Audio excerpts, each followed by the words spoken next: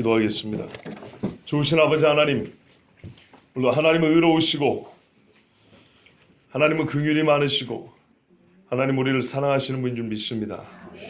우리가 하나님에 대하여 아는 것은 정보를 축적하는 것이 아니라 하나님과 동행하기 위함이요 우리 하나님과 사귐이 있게 하려 함이니 주여 이 지식이 헛되지 않게 하여 주시고 아무리 우리의 평상에 듣지 못한 낯선 이야기 같을지라도 바로 이것이 우리 신앙의 본질인 줄 알고 귀히 여기며 듣게 하여 주시고 하나님 말씀대로 온전히 전하는 종이 되게 하여 주시옵소서. 성령께서 이 시간도 함께 해주시고 악한 마음은 제하여 주시며 주께 반문하고자 하는 교만한 마음들은 무너뜨려 주시고 하나님을 대적하여 높아진 진들을 파하여 주시옵소서. 예수 그리스도의 이름으로 기도합나이다. 아멘. 자, 여러분께 하나 여쭙겠습니다. 여러분 다 지금 살아계시죠? 아유 주여 감사합니다. 이렇게 물어보면은 대답하는 이들은 살아있는 거고 듣는 이도 살아있는 거고요. 자, 나는 인생이 힘들어서 태어나지 말았으면 좋았을 것을 혹시 그렇게 생각하시면 손 들어보세요. 지금 나는 존재하고 있단 말입니다. 지금 살아있어요? 나는 차라리 태어나지 않았으면 좋았을 거다. 나는 그러면은 그냥 이 험한 세상, 고통 많은 세상 안 살고 어딘가에서 내 영은 그냥 그렇게 새까만 데도 좋지만 새까만 데는 별로 안 좋은가요? 하여튼 여기보다는 나은 데 있지 않겠냐 뭐 이런 생각 혹시 하신 분 계십니까? 아 그래요? 우리 친구? 그래요? 잘했어. 용기 있어. 좋아요. 그런데 여러분 지금 한 분 빼는 건 다 안 들었죠? 근데 손을 든 친구도 잘 생각해 보세요. 내 말에 좀 문제가 있다는 걸 알아야 됩니다. 질문 자체가 태어나지 않았다면 내 영혼이 어디 있을 것 같다고요? 그런 거 없습니다. 내가 또 다른 제3의 장소를 이렇게 얘기를 해주니까 혹시 있는 것처럼 말해주니까 차라리 거기가 낫지 이렇게 생각하는데 그런 건 없어요. 즉 존재하느냐 존재하지 않느냐 둘 중에서 여러분 존재하는 게 좋아요? 존재하지 않는 게 좋아요? 있는 게 좋죠? 그 옛날에도 왜 개똥밭에 굴려도 이승이 낫다라고 우리 조선 사람들이 쓰는 그 속담 같은 말이 있어요. 그거는 이제 우리 신앙하고 좀 거리가 먼 이야기입니다만 어쨌든 살아있는 게 좋다는 얘기거든요. 우리는 아이고 차라리 안 태어나 이런 말도 누가 해요? 태어나서 하는 얘기예요. 태어났기 때문에 살고 있는 사람이 하는 거예요. 우리는 살지 않는 것 없다라는 게 뭔지 모른다 그랬죠. 나 자신에 대해서도 없다. 나는 존재하지 않는다. 이걸 몰라요. 우리는 막연하게 내가 존재하지 않으면 새까만 어디 우주를 떠돌아요. 이거는 내 생각이고 그런 건 없어요. 어쨌거나 우리는 존재하는 사람이고 존재하고 나니까 얼굴도 보고 예배도 드리고 밥도 먹고 좋지요.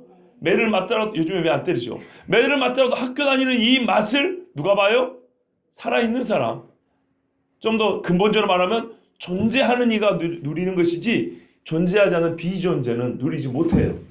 자, 오늘 처음부터 좀 어렵게 시작했지만 본문은 어렵지 않습니다. 제가 이렇게 먼저 얘기를 하고 시작하는 것은 뒤에 가서 중요한 질문을 하기 위해서입니다. 오늘 아침에 주일 아침인데요. 일어나 보니까 문자가 왔어요. 사실 문자 소리를 듣고 깨는 거죠. 띵동 그래요. 그래서 제가 문자를 열어봤죠. 혹시 우리 성도들 중에 누가 한 사람 주일 아침이라고 또 이렇게 좀 주 안에서 문안을 하는 줄 알았어요.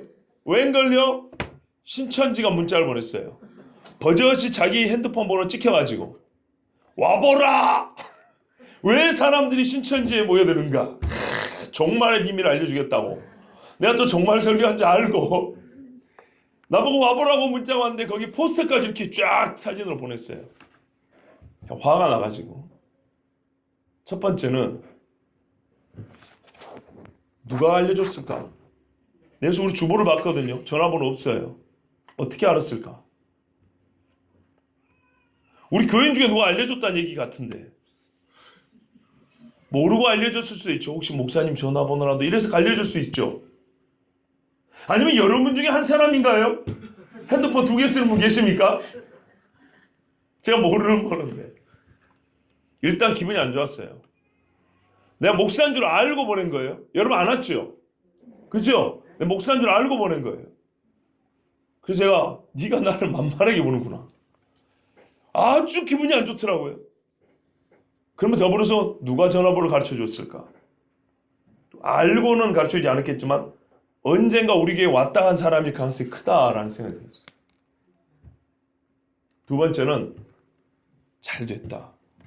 하나님은 악을 받고 선을 쓴다. 안 그래도 오늘 설교가 매우 중요하지만 오늘 설교도 반문하는 이렇게 돼 있잖아요. 하나님께 반문하는 자가 많은 주제거든요. 내가 이거를 비비꼬고 돌려서 어설프게 얘기할 것 같지. 잘 됐다. 오히려 네 문자 때문에 힘이 난다. 내가 확실히 전하리라. 두고 봐라 내가. 대충 말하는가 어설프게 말하는가. 옛날에 99년도에 말씀드렸죠. 광주 전남 광역시 가면 버스터미널이 있어요.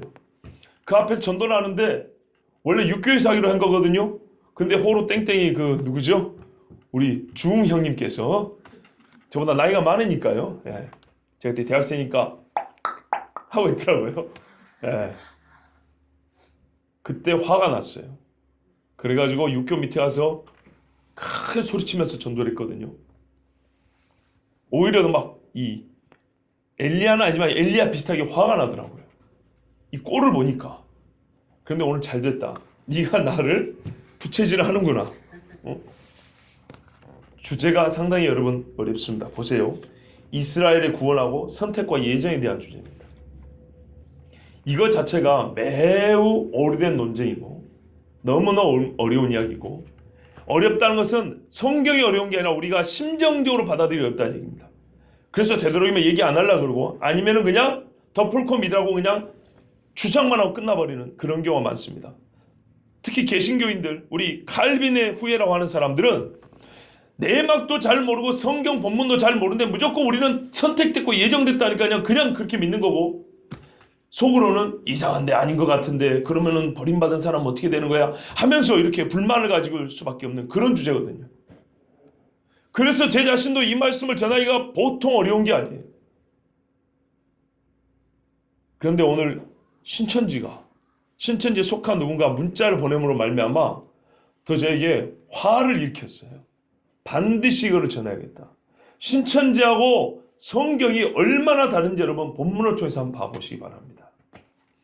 사실 선택과 예정에 대한 주제는 8장에도 나와 있습니다. 우리가 지금은 로마서 강의를 계속 연속 듣고 있는 중인데 오늘은 주제, 여호와의 의로우심이라는 주제를 전하기 위해서 네 번째 주제를 전하기 위해서 로마서 말씀을 본 것입니다. 로마서 강의가 갑자기 8장 중반에서 9장으로 넘어온 거 아닙니다. 계속 이어서 할 것이고 9장이 강의돼야 될 때가 오면 오늘 읽은 본문을 다시 세밀하게 강의에서 전할 겁니다. 근데 오늘은 여호와의 의로우심 그 중에 이스라엘의 구원의 문제하고 우리가 선택됐고 하나님이 예정하시는 하나님이다. 이 주제를 가지고 9장 말씀을 볼 것입니다. 아시겠죠? 9장에 대한 강의는 다음에 순서가 되면 또 자세히 할 겁니다. 자, 오늘 바울은요 8장까지 하나님의 사랑, 그리스도 예수 안에 있는 하나님의 사랑에서 우리를 끊을 수 없다. 예정된 사람들은 끊을 수 없다라고 하면서 강변을 합니다. 그러고 나니까 사람들이 궁금한 게 있어요. 본인도 궁금한 게 있어요. 그러면 하나님이 약속을 하신 이스라엘은 어떻게 된 거냐? 하나님이 예정한 사람들은 하나님의 마음속으로 뜻을 정한 사람들은 버림을 받지 않는다고 하면서 아니 드러내놓고 약속을 하고 조상대대로 아브라함, 이삭, 야곱, 요셉까지 나오는 사람들마다 실제로 들리게 약속을 해준 사람. 메시아도 그 집안에서 왔단 말이에요. 그 집안들은 왜 지금 구원을 못 받고 있냐? 이게 사람들이 할 만한 질문이고 바울도 고민이었어요. 보십시오. 자기 자신도 유대인이고 바리새파의 엄격한 그 율법을 그 가르침을 따랐던 사람 아닙니까? 그러면 자기하고 같이 공부했던 동문들은 다 예수를 알아요? 몰라요? 몰라요. 자기만 하나님의 진짜 특별한 은혜를 입고 지금 예수를 믿고 사도가 되었단 말입니다. 근본적인 질문이죠. 왜? 이방인들 중에 어떤 사람은 구원받은 사람이 있는데 하나님이 약속의 씨라고 말하고 언약의 백성이라고 말하고 너희로부터 메시아가 올 거라고 말하고 아브라함부터 네 씨가 복을 받을 거라고 막 이렇게 말한 내 형제 동포 이스라엘은 왜 이렇게 버림받고 예수 안 믿는 사람이 많냐 이 말이죠. 이건 바울의 고민이면서 이방인 회심자들, 개종자라는 표현 쓰지 마세요 여러분. 회심자들도 물어볼 수 있는 거예요. 왜 당신 이스라엘 사람들은 다 예수 안 믿냐? 아, 그렇게 말한 메시아가 당신 집안에서 나왔다면서 왜 안 믿냐? 이렇게 물어볼 수 있겠죠. 자, 그 질문입니다. 1절부터 5절입니다. 보십시오. 내가 그리스도 안에서, 오늘은 세밀한 주의가 아니기 때문에 그리스도 안에서 이 말도 이렇게 심각하게 여러분에게 깊이 논하지는 않습니다. 딱 보면 알죠? 내가 예수 믿는 사람으로서, 그렇죠? 항상 어떤 진리를 말하든지, 지금은 매우 개인적인 이야기를 하는 것 같지만 내가 객관적이고 보편적인 그리스도 십자가의 복음 진리를 말할 때와 같이 나는 여전히 그리스도 안에서 똑같은 신앙으로, 똑같은 나의 양심으로 질문한다, 이 말입니다. 고백한다는 거죠. 내가 참말을 한다. 거짓말은 아니다. 나에게 큰 의심이 있고 마음에 끊임없는 고통이 한 가지 있다. 그게 뭐냐니까 내 성령, 내 양심 안에서 성령이 증언하는, 그러니까 지금 계속 강조하고 있죠. 이게 진심이라는 얘기예요. 정말 진심이다. 그게 뭐냐면 나의 형제고 고륙의 친척, 이 말 뜻을 말하면 같은 고륙에서 나온 사람들, 같은 뿌리에서 나온 사람들, 이 사람들이 있는데 그들을 위하여 내가 저주를 받아 그리스도에 끊어질지라도. 와, 여러분 이거 원하는 분 계세요? 없죠. 근데 얼마나 강력하게 원하는 거냐면 내가 저주를 받아 끊어질지라도 내 형제들을 어떻게 했으면 좋겠다 라는 간절한 소원이 있다는 거예요. 근데 이게 진실한 거예요? 거짓말이에요? 진실하다고 이렇게 강조를 했어요. 2절까지. 그럼 이게 무슨 말인가요? 그럼 뭘 원하냐? 뭘 원하냐죠? 3절에 있습니까? 없습니까? 없죠. 없지만 바울의 말을 통해서 알 수 있어요. 자기가 저주를 받아 끊어질지라도 그걸 대가로 지불하더라도 이스라엘 사람들을 위하여 내가 생각하는 바가 있다 이거죠. 그럼 그게 뭐겠어요? 구원이겠죠. 이게 바울의 근심이에요. 항상 복음 전하러 다니면서 마음에 사라지지 않는 근심과 고통이 뭐냐면 내 형제, 내 형제. 그럼 그 얼마나 대단한 사람들이길래. 사실 이 사람들은 구원을 받으면은 진작 받아야 되는 사람들이다 이 말이죠. 그게 4절입니다. 봐보세요. 5절까지. 이스라엘 사람. 제가 늘 강조하잖아요. 나라 이름에 엘 하나님이 있는 나라. 유일한 나라예요. 하나님의 이름으로 세워진 나라란 말이에요. 그러면 이스라엘 사람이라는 구체적인 내용이 뭐냐? 양자됨이 그들에게 있다. 친자는 누구예요? 하나님 아들 예수님이죠. 그들도 양자예요. 근데 우리보다 먼저 양자된 거죠. 아브라함이 부름을 받았잖아요. 우리도 예수 안에서 부름을 받았잖아요. 부름을 받은 건 똑같아요. 근데 그들이 먼저 부름을 받았어요. 아시겠죠? 그들이 먼저 양자 되었고 영광이 있다. 이 영광은 뭔가요? 신의 산의 영광이기도 하고 다윗 왕의 영광이기도 하고 주님 다시 오실 때 이스라엘을 회복한다 했단 말이에요. 이 영광이기도 하고 언약들이 있어요. 언약이 뭡니까? 이스라엘에게 주신 언약, 아담 언약 이후를 보더라도 아브라함 때부터 보더라도 언약이 얼마나 많습니까? 다윗에게 주신 소금 언약도 있고 말이죠. 율법을 세우신 것. 야, 율법, 이 땅에 주신 하나님의 성문법, 실제로 기록한 유일한 법. 이게 하나님의 의다, 하나님의 뜻이라고 가르쳐준 법이에요. 나라를 세울 때 준 법. 그것도 이스라엘에게 있어요. 예배가 있어요. 즉 제사가 있고요. 하나님을 섬기는 법도 우리는 이스라엘에서 배웁니다. 약속들이 있어요. 그 약속은 뭘까요? 위의 언약들과는 좀 다르죠. 나중에 강해 설교할 때 다시 이건 자세히 말씀드릴게요. 비슷한 말씀입니다만은 우리가 하나님 앞에 뭐냐면 예수 그리스도로 말미암아 주신 복들이 있죠. 자, 이 많은 것들이 있어요. 조상들도 있어요. 예, 우리가 신앙의 모범으로 삼아야 될 분들도 그 집안에 다 있어요. 이스라엘에. 육신으로 하면 그리스도가 그들에서 나셨다. 혈통을 하면 로마서 1장에 나온 것처럼 예수님이 이 집안에서 나왔어요. 대단하죠? 근데 왜 구원이 없어요? 이 집안에? 이게 고민인 거예요. 이 정도 되면 여러분 쉽게 말하면 이런 거죠. 우리 중에도 순교자가 증조 할아버지 순교자, 할아버지 순교자, 아버지 순교자, 나 목사, 내 아들 지금 알아먹을 만해. 그러면 이 아들이 예수를 안 믿으면 일반적으로 이해가 됩니까? 안 됩니까? 안 되죠. 이때부터 전부 다 예수 안 믿어요. 그럼 여러분 기가 막히겠죠. 이보다 더 심각한 문제라는 거예요. 2000년을 내려와서 하나님의 언약이 있고 약속이 있고 조상들이 있고 하나님의 기적도 여기 다 있었어요. 수많은 선지자와 사도들이 다 여기서 나왔어요. 그런데 왜 안 믿어 도대체? 왜? 5절 마지막 부분 보세요. 그는 만물에 계셔서 세세의 찬양을 받으신 하나님이시니라. 예, 예수님이 이 어마어마한 능력을 가진 하나님, 만물 위에 계시는 찬양받기 합당한 하나님이에요. 하나님이 뭐 한다고 이 초라한 인간의 집안에서 그 혈통을 왔겠습니까? 근데 하나님이 그 자기의 영광을 보여주시기 위해서 선택한 집안이 바로 이스라엘, 야곱 집안이란 말이에요. 이 정도 되면 예수 믿어야 돼요, 안 믿어야 돼요? 믿어야 된다는 거예요. 근데 안 믿어요. 이 질문이 비유대인과 바울 자신에도 있었던 겁니다. 답은 어디 있냐면 11장에 있습니다.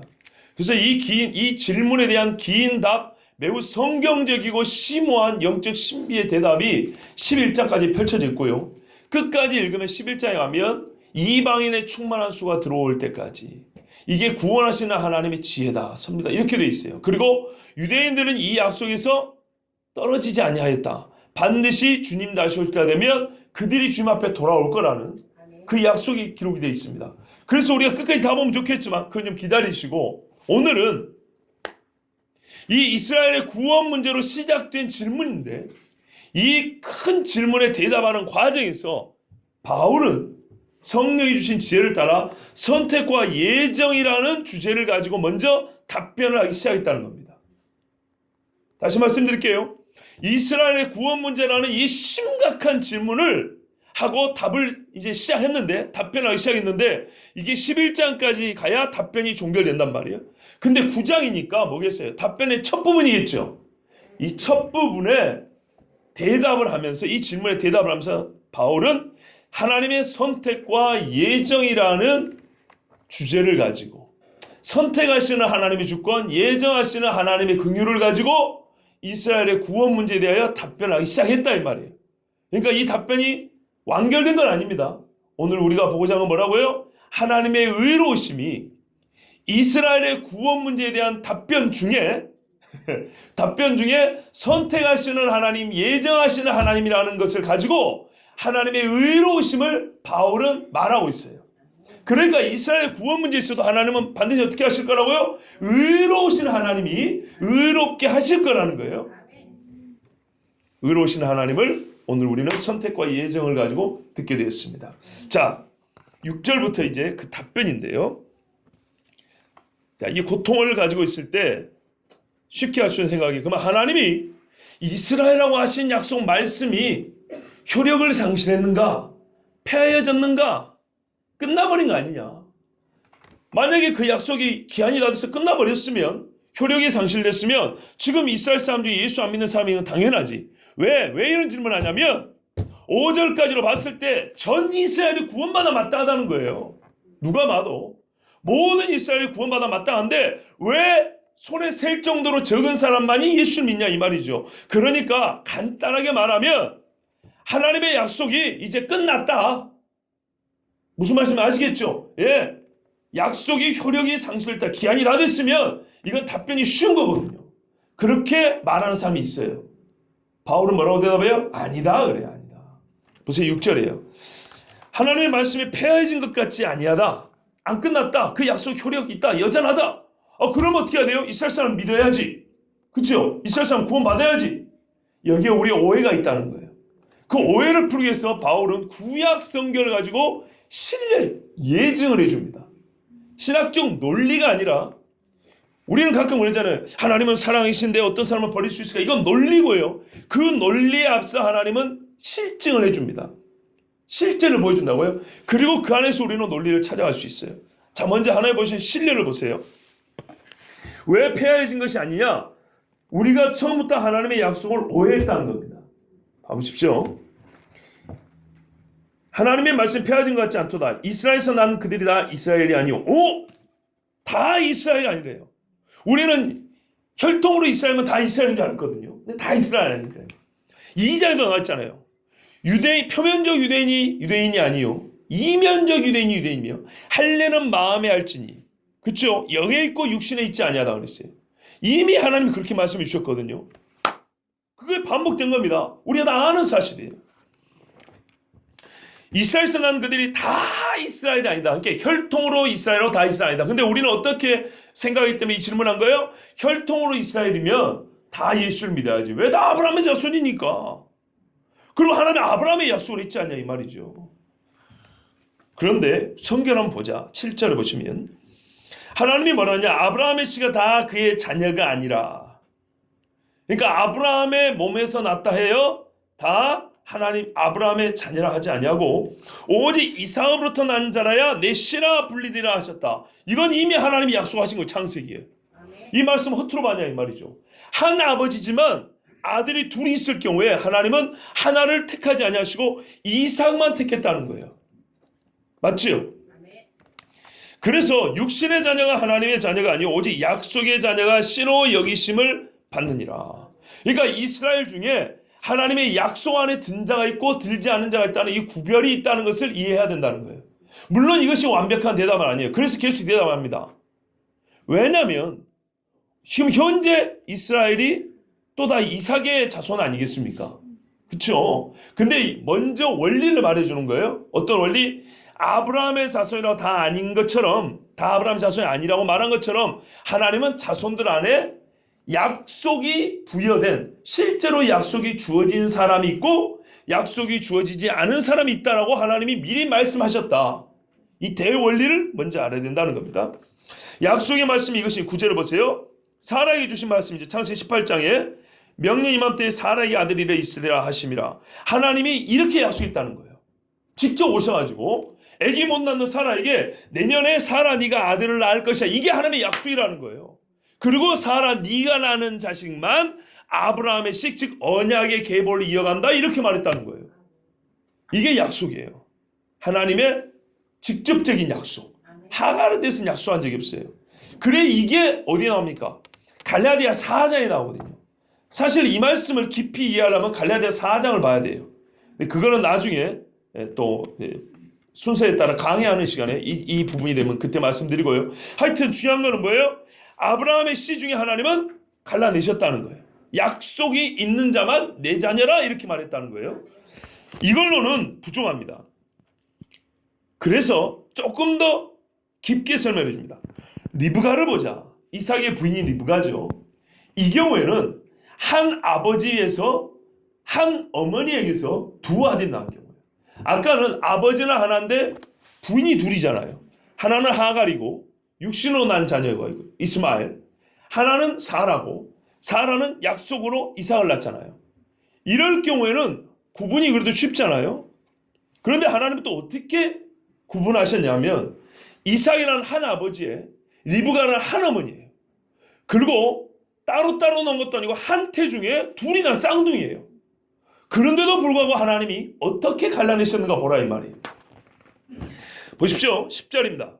리브가가 우리 조상 이삭 한 사람으로, 이게 강조점이 있는 거예요. 이제는 한 아버지의 한 어머니라는 거예요. 공통줄기라는 겁니다.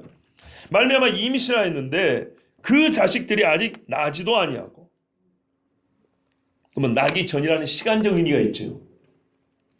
무슨 선이나 악을 행하지 아니한 때, 행위 이전이라는 뜻이 있죠.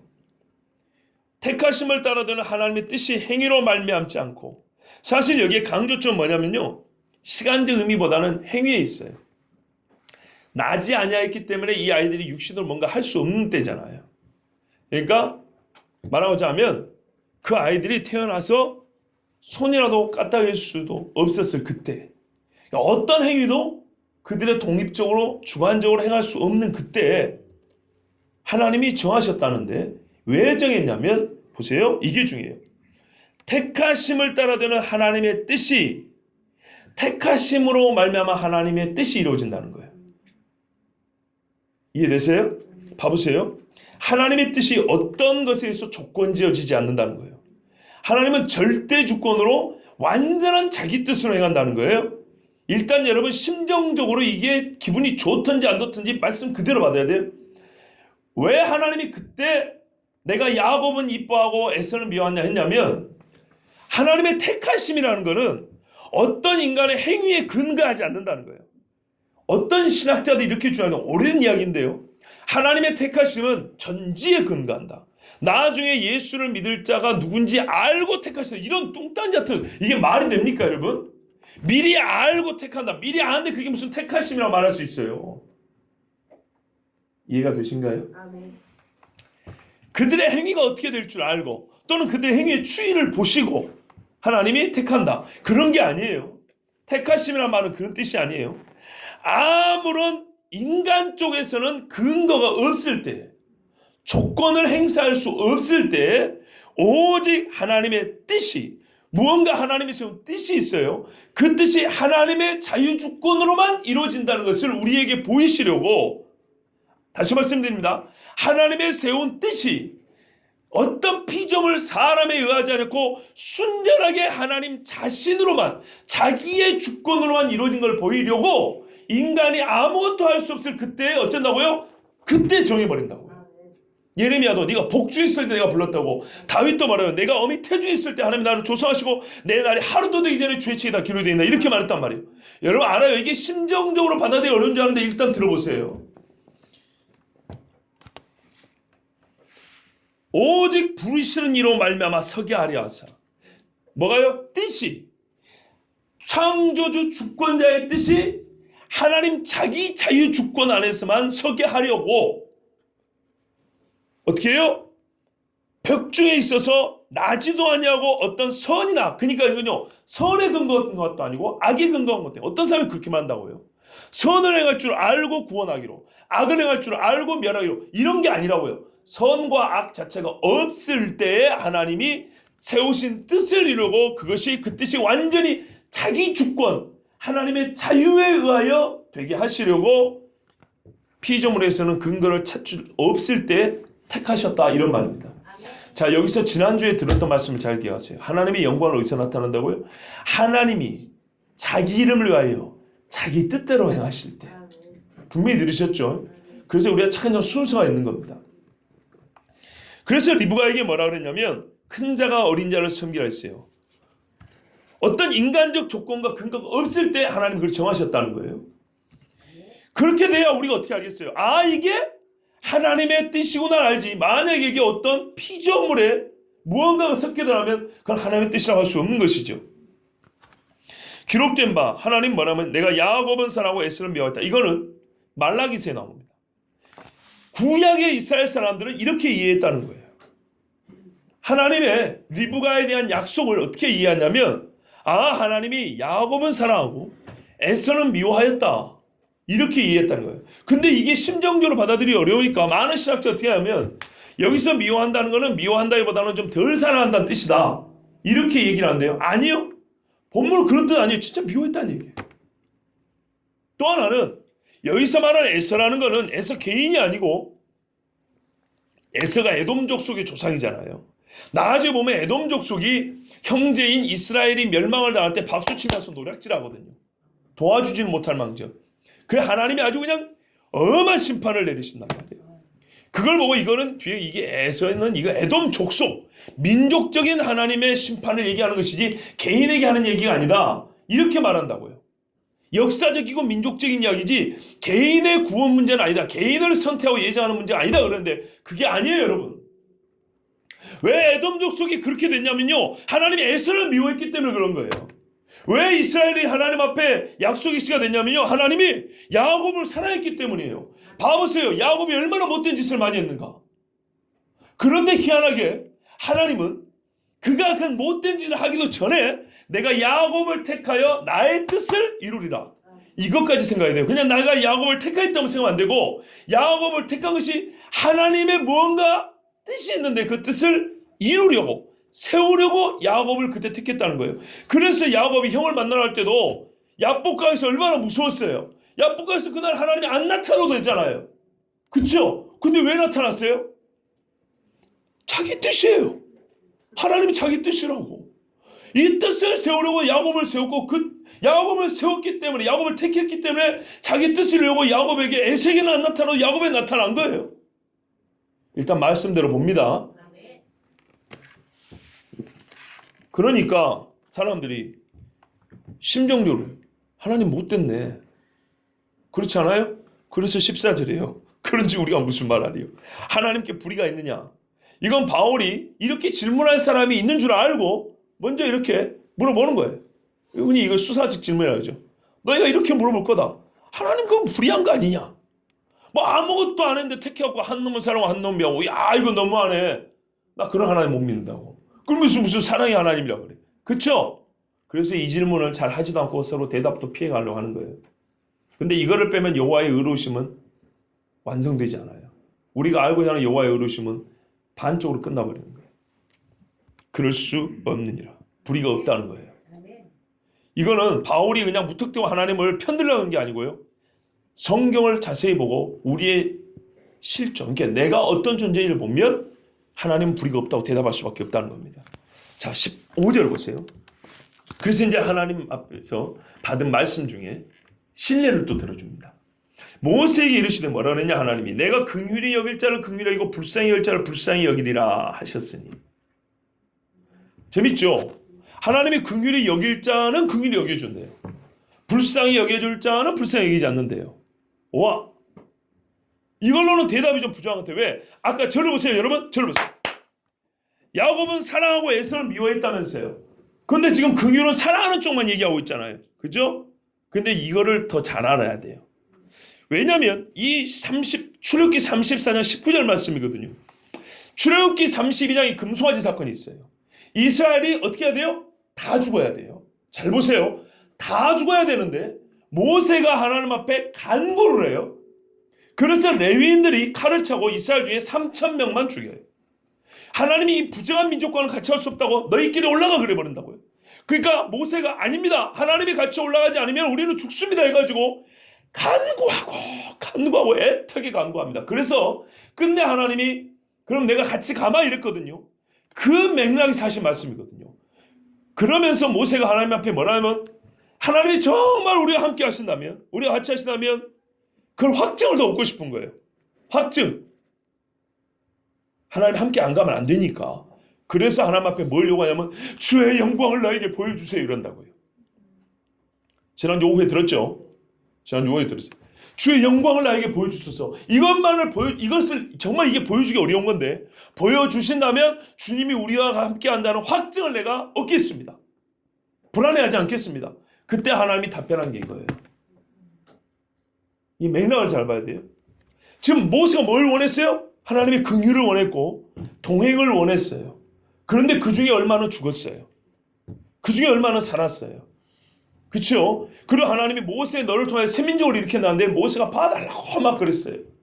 이 안에 뭐냐면 네가 나에게 이렇게 간구해서 내가 네 기도를 들어주긴 하는데 분명히 알아야 될 게 있다. 너희 무리 중에 내가 긍휼히 여길 자가 있고 긍휼히 여기지 않을 자가 있다. 너는 나에게 긍휼을 입은 자다.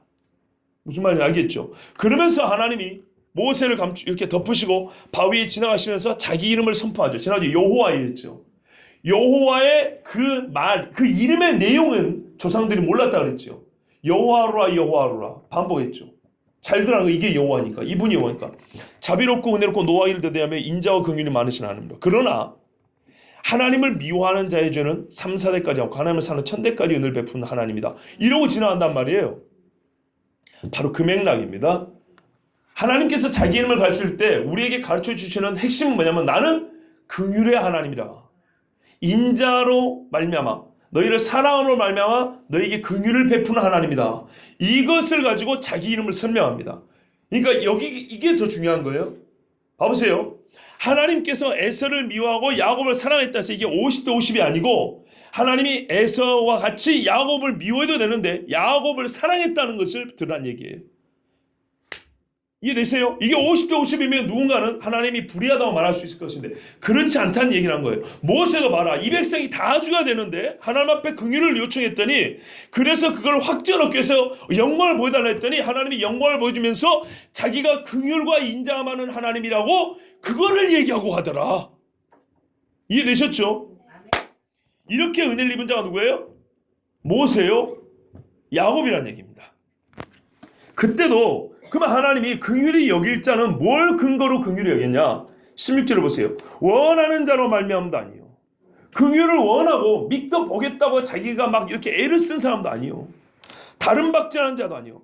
물론 성경에 다른 박질이 여러 군데 쓰이지만 둘 다 한마디로 말하면 사람의 행위로 수고하여 가지고 그리 된 게 아니라는 거예요. 아까 그랬잖아요. 행위로 말미암지 아니하고. 그런다 여러분 우리의 모든 행위를 책임을 면제해준다 그런 뜻은 아니에요. 지금 하나님의 선택에 대한 얘기를 하고 있는 거예요.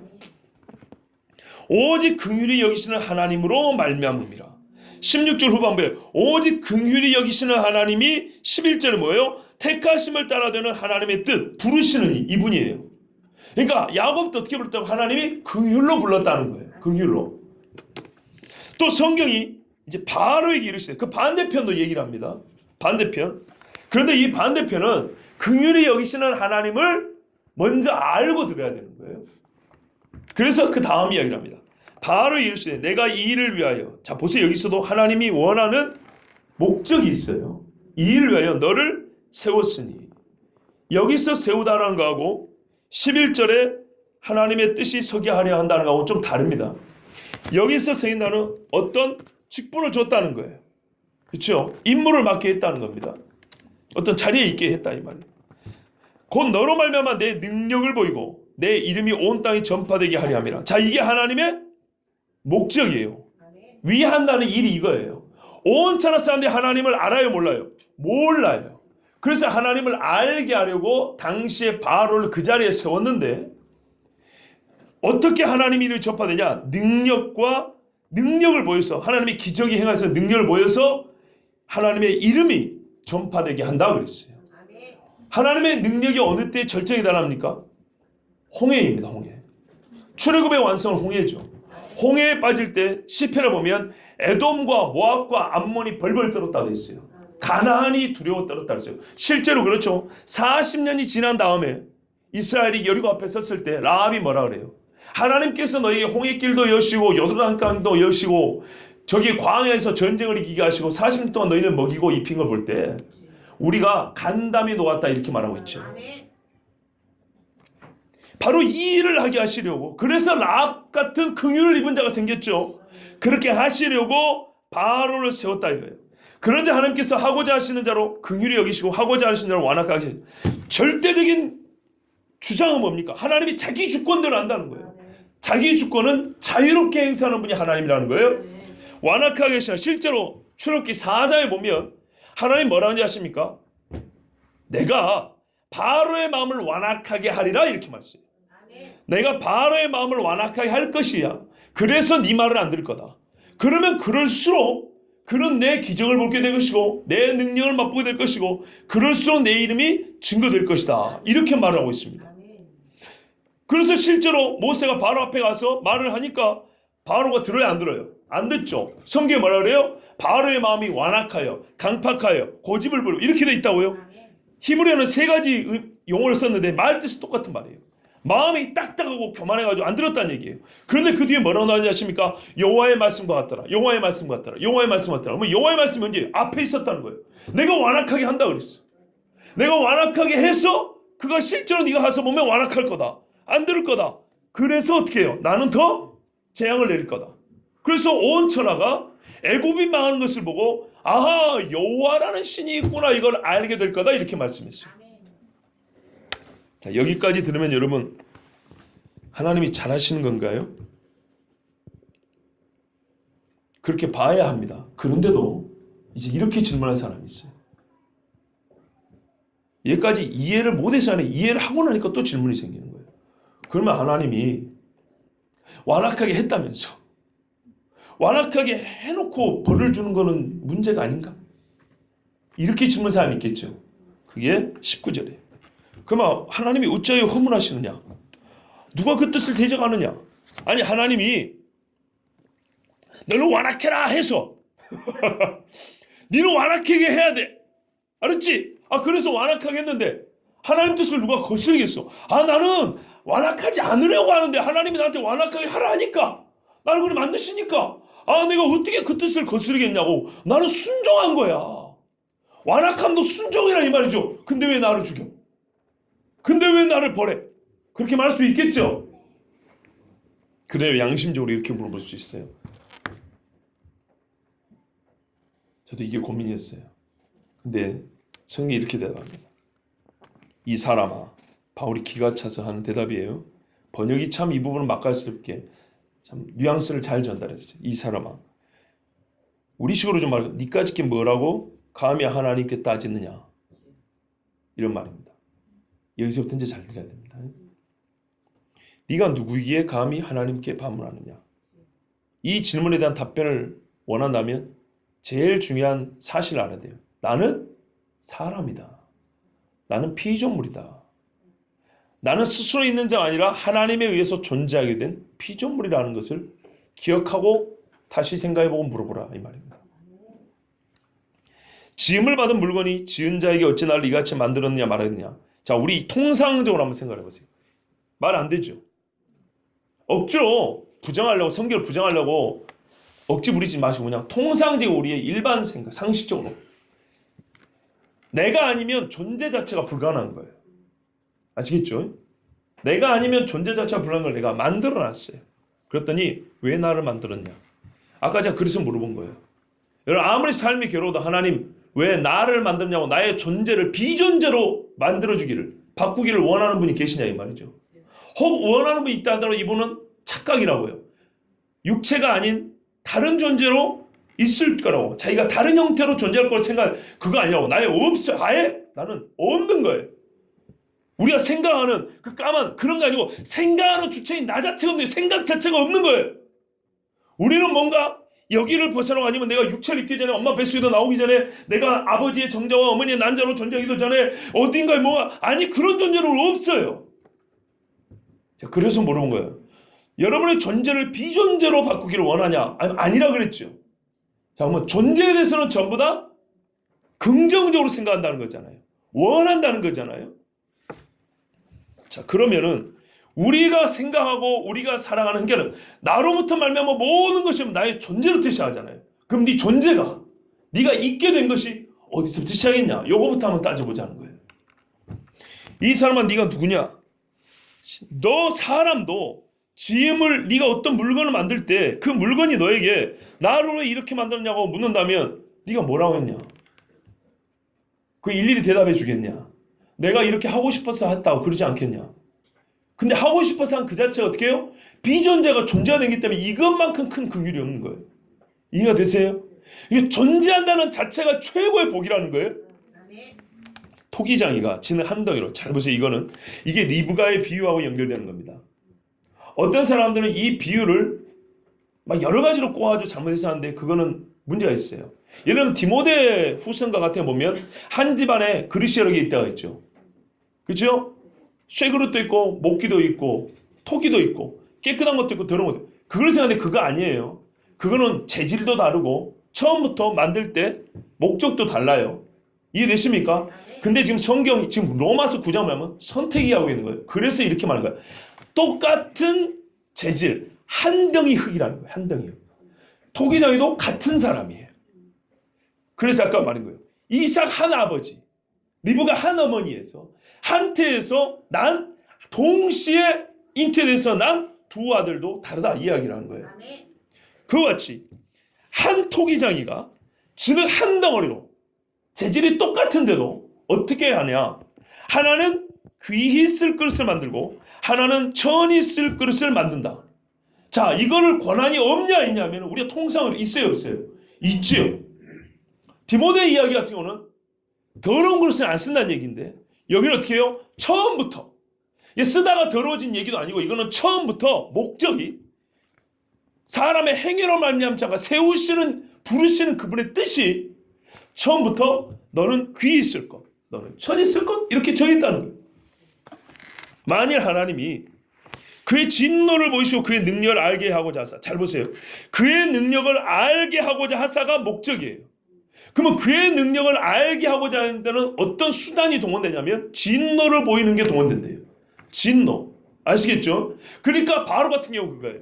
하나님의 이름과 능력을 알게 하려고 바로는 진노를 행하시려고. 그러니까 하나님이 불의에 대하여 진노하시는 것을 볼 때야 사람들은 하나님의 능력과 하나님의 이름의 거룩을 안다 이 말이죠. 그렇게 하고자 하신다 하더라도 우리가 할 말이 없다 이 말입니다. 왜? 본래 멸하기로 준비된 진노의 그릇을 오래 참으심으로 관용한 것이기 때문이다. 자, 이 부분이 좀 어려운데요. 봐보세요. 아까 귀 있을 그릇이 있고 천이 있을 그릇이 있다고 했죠. 여기서 천이 있을 그릇은 곧 멸하기로 준비된 진노의 그릇입니다. 멸하기로 준비된. 그래서 이제 사실 뒤에 가면 우리가 29절에 보시면 만일 만군의 주께서 우리에게 씨를 남겨두지 아니하셨다면 우리가 소돔과 같이 되고 고모라 같았으려다. 진작에 소돔과 같고 고모라 같아야 된단 말이에요. 진작에. 그런데 우리가 아직 믿지 않는 자들이 있긴 있지만 이스라엘에 남아있죠.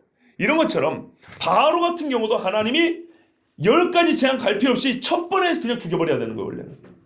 첫 번에 죽여야 되는데 하나님이 어떻게 해요? 자기를 알리시려고 참으심으로 이걸 참았다는 거예요. 그 불의를 참으심으로 10가지 재앙까지 갔다는 말이에요.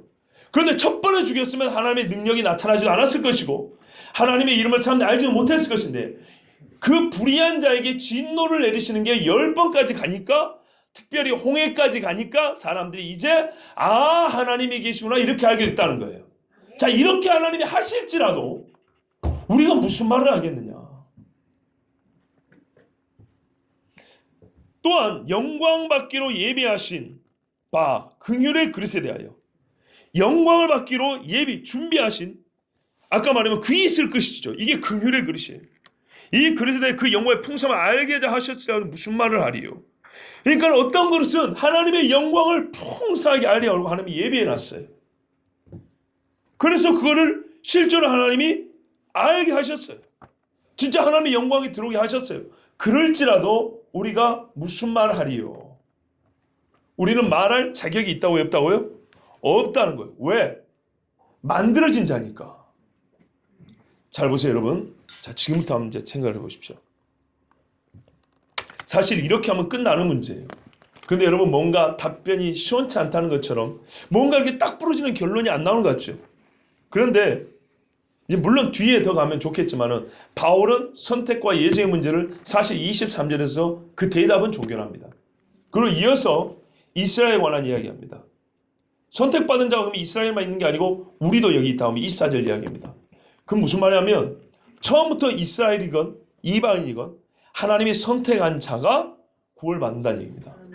민족적으로 하나님이 이스라엘 통하여 예수님이 오게 하셨지만 그렇다고 해서라도 그들이 다 구원받는 게 아니고 그 안에서 하면 갈라는 걸 보았지 않냐.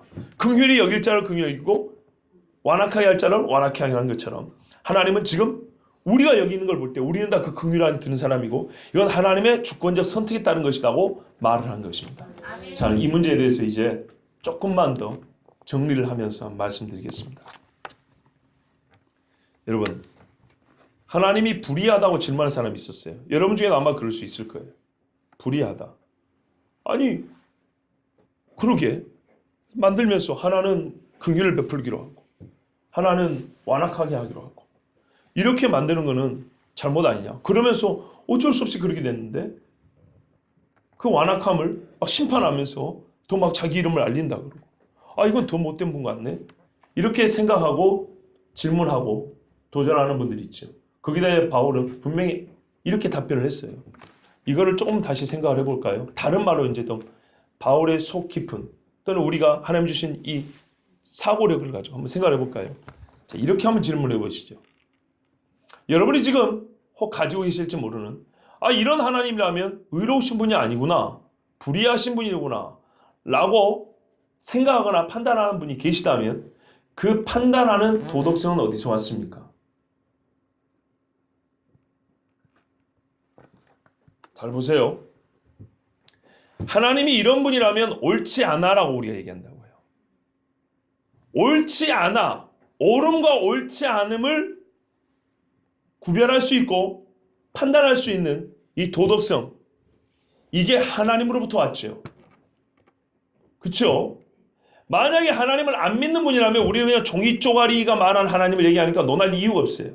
근데 우리가 하나님으로부터 만들어진 사람이다. 하나님이 주신 양심이 있고 도덕성이 있어요. 옳고 그름을 판단하는 능력이 있단 말이에요. 지금 우리는 하나님이 주신 그 능력으로 뭐라고 하고 있어요? 하나님이 옳지 않다라고 말하고 있어요. 참 희한하죠. 뭐가 하나 꼬여지는 것 같죠. 근데 이걸 한번 잘 생각해 보세요. 하나님이 사람들이 옳고 그름을 판단할 도덕성을 주면 뭐라고 얘기한다고요? 하나님 앞에?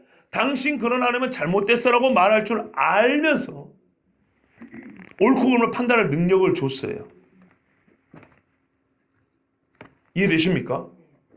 근데 옳고 그름 판단 능력을 줬는데 이 판단이 최종적으로 오늘 바울과 같이 하나님의 의로움을 보지 못하고 전부 다 하나님은 불의하다. 이런 하나님이라면 불의하다라고 말할 거를 100% 그렇게 사람들이 말할 거 생각했다면 그 판단 능력을 줬을까요? 안 주겠죠. 오히려 이 판단 능력을 줬을 때 하나님이 의로우십니다라고 옳으십니다라고 판단을 내릴 것을 하나님은 기대하고 또 그렇게 하라고 능력을 줬겠죠. 그런데 바울은 그렇게 하고 있고 우리는 아직 그렇게 못하고 있다는 거죠. 이 차이가 어디서 나올까요? 말 그대로 하나님이 우리를 완악하게 하려고 그러신 걸까요? 꼭 그렇지 않습니다. 우리가 바울처럼 생각을 깊이 안 해보기 때문에 그럴 수도 있습니다. 하나님의 뜻이 언제 제대로 선다 그랬습니까?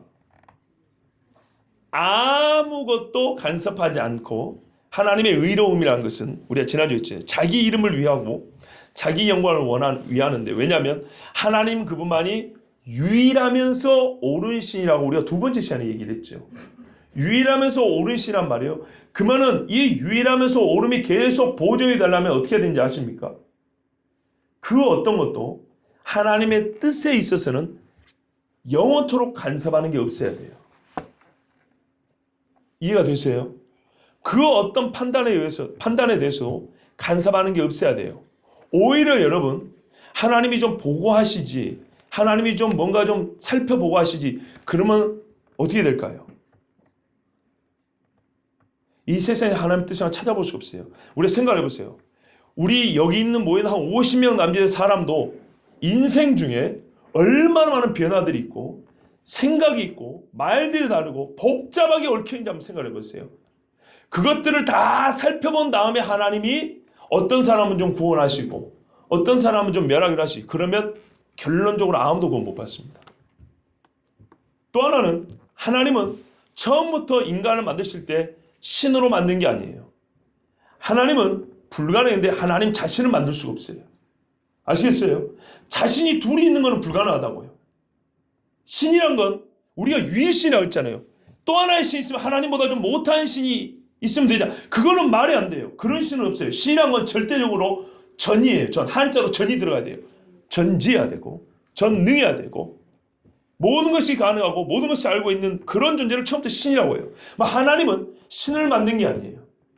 자기와 닮은 피조물을 만든 거예요. 인간을. 닮았기 때문에 하나님의 능력이 있지만 유사하고 한계가 있어요. 한계가 있다는 말은 뭐냐면 하나님은 절대 자기 주권으로 옳은 일을 행할 수 있지만 인간은 어떻게 해요? 절대 자기 주권으로 완벽하게 옳은 일을 행할 수 없어요. 한 번이라도 반드시 어떻게 돼요? 타락이 돼 있어요. 이때 사람들 말해요. 그러면 타락한 인간을 만들지 말지. 제가 그래서 첫 번째 질문한 거예요. 그래도 존재가 좋지 아니냐. 이해가 되십니까? 존재가 좋지 않냐. 비존재보다. 그래서 인간을 만들어놨지만 인간은 신이 아니기 때문에 어떻게 돼요? 반드시 그 자유로운 하나님을 닮은 자유주권을 가지고 하나님만치 의롭지 못하기 때문에 어떻게 해요? 반드시 자기가 나온 곳 바로 자기를 만드신 분과 동일하게 대등해지겠다고 욕심을 추구한다고요. 욕심을 부린다고요. 이게 영광이라고 그랬어요. 금요일날 말씀드렸어요. 다 관계예요. 영광은 자연 상태에서 인간에게 만족되지 않는 욕구들이라고 그랬어요.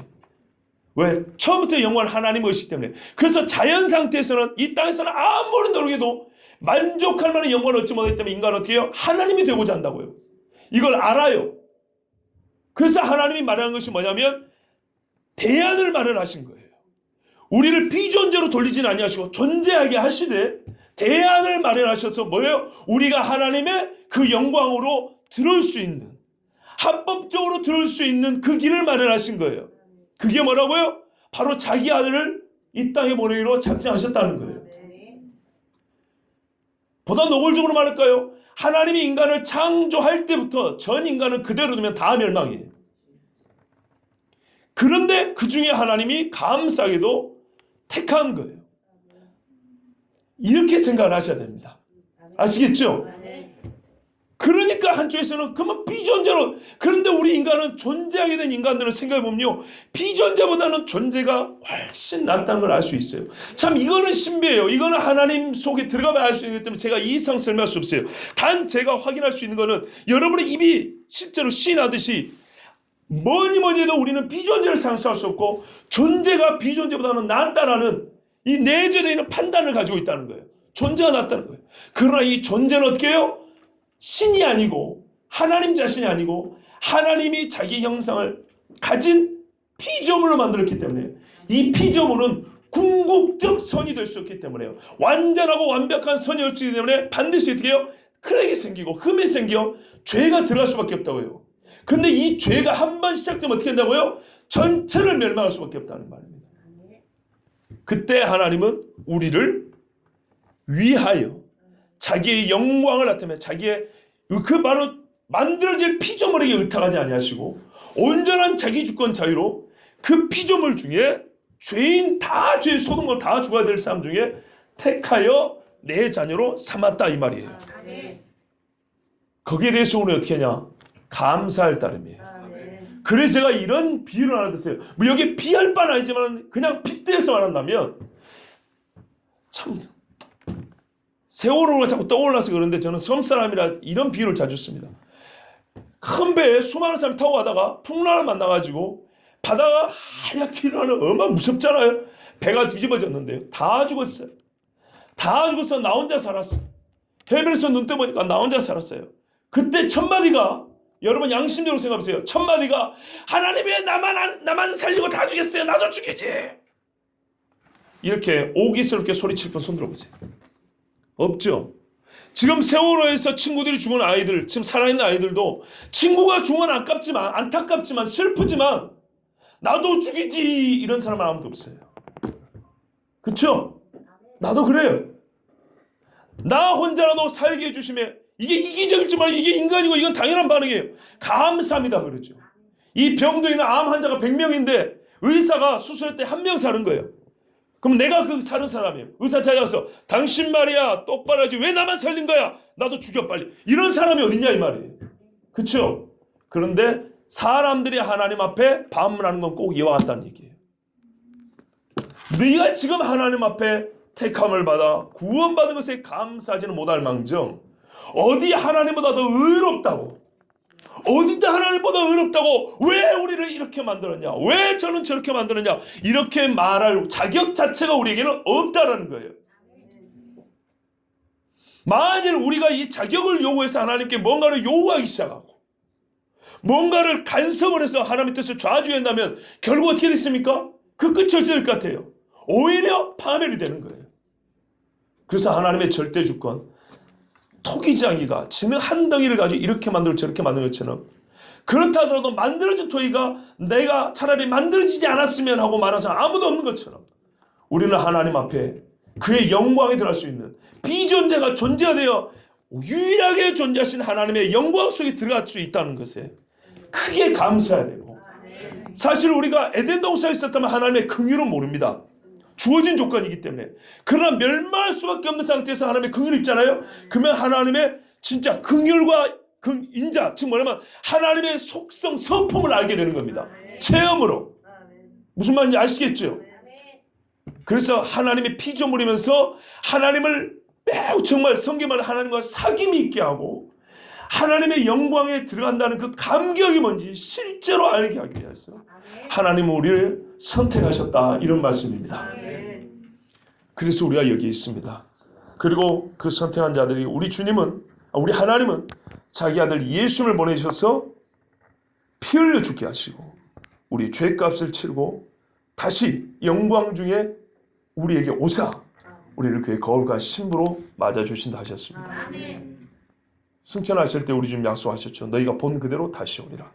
그러면서 명령하신 것은 그러므로 너희는 가서 온 천하에 내 이름을 증거하고 성삼일체 하나님의 이름으로 가르치며 세례주고 내 제자로 삼으라 그랬습니다. 그러면서 또 하나 명하신 게 뭐냐면 이 성만찬입니다. 주의 죽으심을 그가 다시 오실 때까지 전하는 것이라 그랬습니다. 우리가 주님 앞에 선택받은 은혜를 어떻게 누리고 있냐면 바로 예수님의 살과 피로 받아들이고 있습니다.